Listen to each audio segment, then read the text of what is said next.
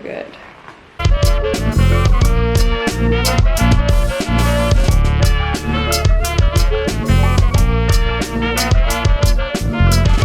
Hi, how are you? I missed you. I even lit us a candle. They say romance is dead. A little birdie told me that you wanted some new book recommendations, and I am nothing if not partial to fulfilling the requests of little anthropomorphic woodland animals.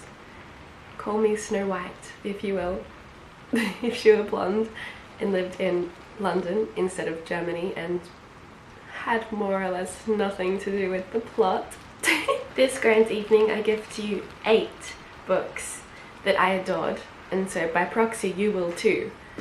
That is how confident I am in my taste in literature. These 8 books I have read very recently, some of my most recent reads in fact, which means that they have not been featured on my channel. So these are 8 brand new recommendations as well. The creme de la creme of the abundant literature I have read as of recent, if you will. I tend to avoid star ratings in general, but if we are to get technical and if I am to fulfill your requests, these would all be 4, even 5-star reads for me. Also, it's raining outside, which I'm really excited about because I love the rain. Any gloriously gloomy day is healing, it's tonic for the soul, and I'm very happy. Let's just skip the small talk, shall we, and jump straight into it. Do you believe in love at first sight? What's your relationship like with your mother? I'm joking. I mean, let's jump into the book recommendations. First up, we have Milk Fed by Melissa Broder. To sum loosely, an anorexic woman who lives day to day by restriction and calorie counting and all those horrid kinds of things, falls in love head over heels with the lifestyle of a lavish and seemingly carefree Jewish woman. As their seemingly unlikely relationship unfolds, as does a lot of things like an exploration on anti-Semitism and eating disorders and the mother wound, this read was wild from start to finish, but not wild in the way that you see too much of nowadays, where it's just purely for shock factor. This was very valuable, and the prose was, at times, stunning. Stunning because it was accessible and simple for most of the time, and there is often elegance in simplicity. And you won't hear me say that much about prose because I like pretentious writing. I am a literary fiction girl. To conclude, I adored this book. I read it all in one sitting because I couldn't put it down. And it was vulgar. It was disgusting. It was sickening. It was crude. But it was raw. And it was real. And those are the makeups of books that I adore. Also, sapphic love. Couldn't go wrong there. Next up, we have The Days of Abandonment by Elena Ferrante. Our first-person protagonist, a mother and a wife, is abandoned by her husband for another woman. Alas. And to put it simply, she does not cope. She doesn't force herself to cope, she doesn't force herself to be okay, she lets herself wallow in this state of female rage and pity and depression and anger and fury. She's so enveloped in this frame of mind that everything around her deteriorates and withers away and dies. And it's problematic, but it's just such an incredibly raw glimpse into the actual workings of the inner mind that would probably happen in this scenario. This novel is shocking and compelling, and perhaps one of the most authentic recounts that I have read thus far of the female descent into unbridled insanity prompted by the gender roles of motherhood and wifehood. This book was a transcendent experience for me to read because it left me feeling sick, and that's how I know it was a good book. My first introduction to Elena Ferrante was when I got sent a collection of her essays called In the Margins, I believe, and I have spoken about that on this channel because I loved it. I found it so insightful and valuable, and so I was so excited when I found this in the thrift store for £1. She is obviously very successful, but her presence as an author is fascinating because I believe she's never even showed her face in public, which I get, because as Hemingway said, readers often pin their protagonists as the authors. She's so elusive that some people think she's a man, but in my humble opinion, no man could detail the inner workings of the female raging mind as Ferrante has. All we know about her is that she is very talented, very messed up, and Italian. And I've been learning Italian for a while now, and so I've challenged myself to read this exact book in its original language. so I can see the translation for myself and absorb it more because I love this book so much. I've also been recommended a bunch of Italian poetry that has simply not been translated, but I really want to read, so I am getting my way there. But for this, I will need a little extra help, and this is the perfect segue into today's sponsor of the video, Speakly. So Speakly is a modern language learning app created by two polyglots who both speak 7 languages. Over 6 years of research, they created a unique method that is actually applicable to real-world conversation and not just io sono il gatto or il libro è rosso. Because when in Italy am I going to go up to someone and say, I am a cat? So based on this approach, Speakly helps you learn languages 5 times faster than what you're accustomed to, meaning you can go from nothing to solid speaking skills with just 30 minutes of practice a day for 3 to 4 months. Speakly quickly matched where I'm at with my Italian, which made it super easy to get into. And it is also the only language learning app that lets you choose how you want to learn new vocabulary, which is constantly full of new experiences. If you want to learn or practice a new language, I've teamed up with Speakly to give you a 7-day free trial plus 60% off if you join the annual Speakly subscription. We are all obsessed with constantly learning new things on my channel, so what's the new language? Voi libri. Andiamo.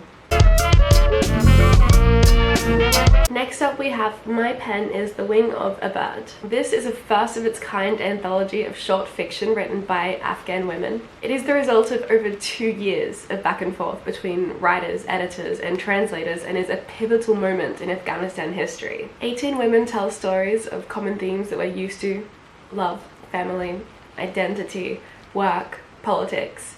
But these are by no means what you're used to. They are powerful, profound, and deeply moving. I was sitting in the airport waiting for my very delayed flight whilst reading this book, and it had me sitting in the corner of the airport behind a trash can because I was violently sobbing. The second story in this book, Daughter Number 8 by Fresh Dagani, translated from the Pashto by Zaguna Kaga, please forgive me if I'm butchering the pronunciation. This story had me in fetal position, heaving. I was lucky to have the privilege to speak to the incredible mind behind this anthology whilst I was at a literature festival quite recently, and I want to read you an extract from what she's written in the introduction. For most of these writers, even finding the space and peace of mind to write is a daily struggle. Literature is resilience, a release. This is just such an important collection of literature. Every time I see it in a bookstore, my gut wrenches, which is how you know it is a good book. Again. The next book we have I picked up on a total whim, and it's Vladimir by Julia May Jonas. Deliciously dark fable of sex and power that follows a middle-aged woman's interesting marriage, I should say, that is arranged to permiss adultery. The husband and wife are both professors at the same small town university, and they have this arrangement where they can sleep with whoever they want so long as they don't mention it or talk about it.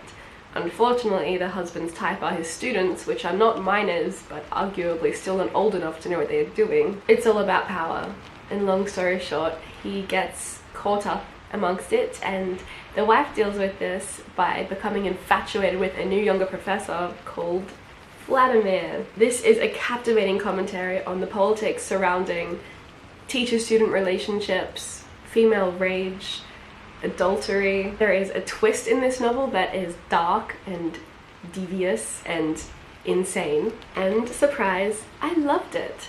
Not going to lie, the first half didn't have me as much, but the second half followed me whole because it was delicious.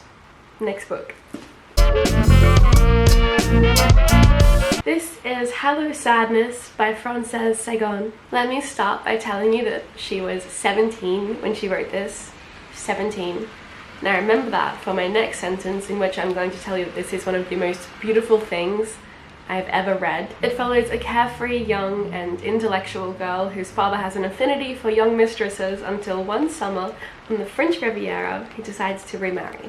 Chaos ensues. This is a very short novella, so to tell you more would be to tell you the whole plot, but it is a magical and youthful account of what it means to be loved and to be loved, and to exist in the magic even amongst hardship. The protagonist is young, but she is sharp, and there are so many incredible quotes that I underlined that are both trivial and crucial. And I think that reading this with my limbs sprawled out in a grassy field on a hot summer's day, eating stone fruit and drinking rose lemonade, while slightly obsessing over a momentary infatuation that we shall call love, was the best possible introduction to this book.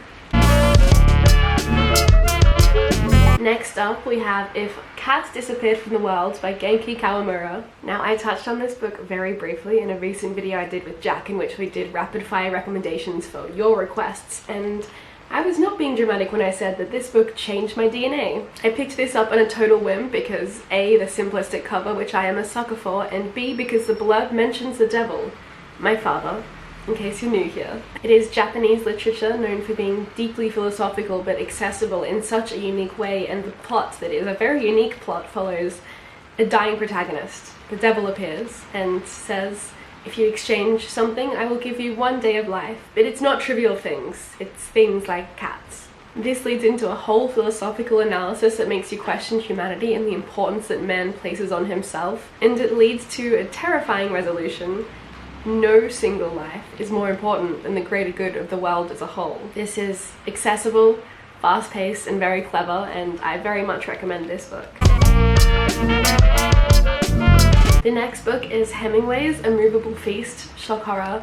I've read excerpts of this, in particular essays from it, because it's a collection of essays, but never the entire book until recently. Somebody handed this to me on the street, and so I put it in the book.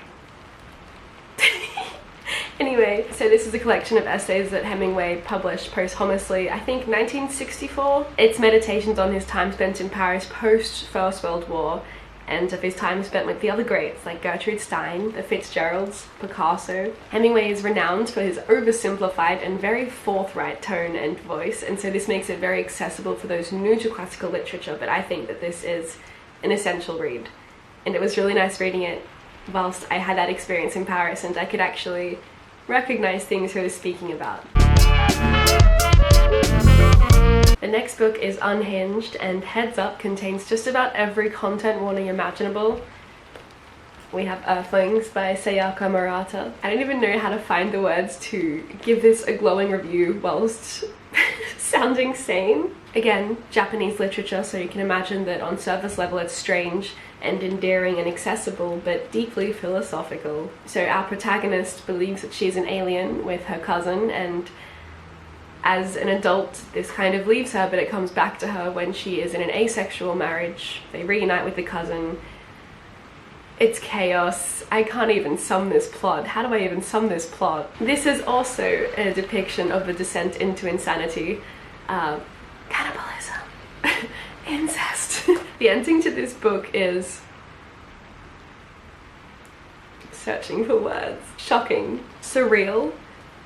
Unforgettable. It's one of those books that forces you to sit with everything you've done and said afterwards and think about the way that this applies to your life, because at the end of the day this is a commentary on the things that we do to fit in society as a whole. What I personally took from this book, apart from mild trauma, was the whole notion of escapism. I know I'm probably making it sound silly, but this is a heavy book and I implore you to proceed with caution. But once again, I adored it. There we go. There's 8 book recommendations for you. Brand shiny new book recommendations. I had a lot of fun. I hope you did too. And thank you for spending this pocket of space and time with me. This candle smells so good, by the way. It's blackcurrant pumpkin, and it's not usually a scent that I go for, but like it's coming into autumn, and doesn't it feel like autumn? It's raining and we've got the candle. I love autumn. Anyway, I love you a lot. And until next time, I suppose.